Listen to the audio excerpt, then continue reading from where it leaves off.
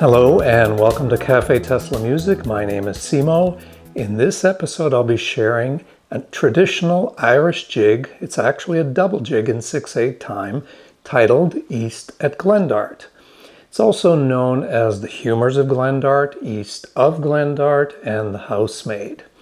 And this was part of the repertoire of a 19th century Irish minister from County Cork. His name was James Goodman, and he was also an Eland piper. Now, East of Glendart became a part of the traditional Irish repertoire in the 20th century, played by fiddlers, flute players, pipers, and whistle players alike. So here is East at Glendart.